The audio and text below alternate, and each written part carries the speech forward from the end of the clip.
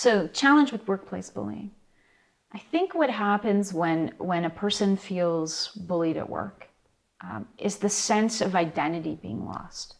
So you have this moment where you came in and much the way I was, my shiny pressed uniform and my boots you could see your face in, to have somebody who immediately, without taking a minute to find out what value you have to offer, makes an assessment about you that's supposed to put you in your place.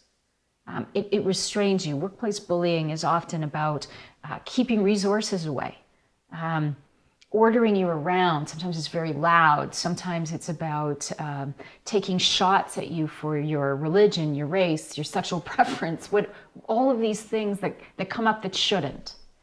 But that's not even really the biggest problem, because if we were all really confident and really secure and in our own right, we would be unaffected by the behavior of others.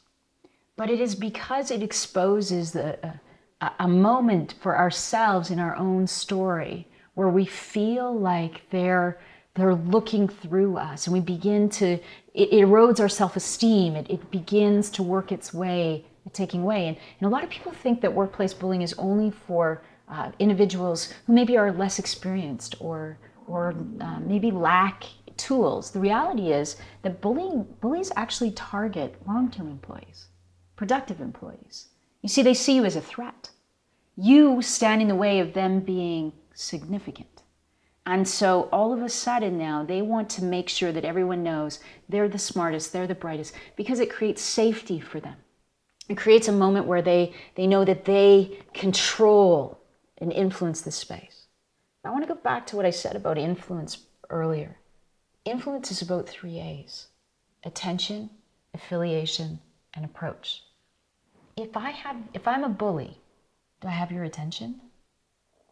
And as you now cultivate that story and all of your attention is on it, are you not trying to find out why it's happening?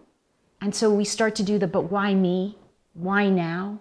Why is this occurring? Why is it happening to me? And we look for all the reasons, and we end up supporting the bully as opposed to realizing what our merit is, our values. And often we start to collapse, and we feel all the dark emotions, and we're afraid to speak out. The same way we were afraid to speak out when we had a parent who was aggressive or a teacher who was correcting.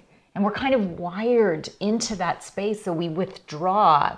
Most of us are conflict avoiders. I would say very few people say they're a conflict junkie like me.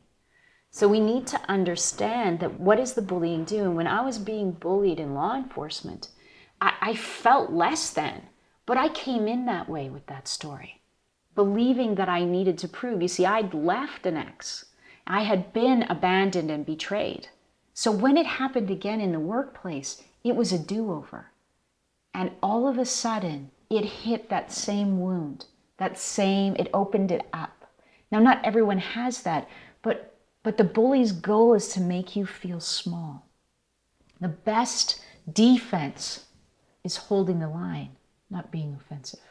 It's holding the line of ensuring that you are presenting in a way. Now, this is a different conversation than when the bully is your boss.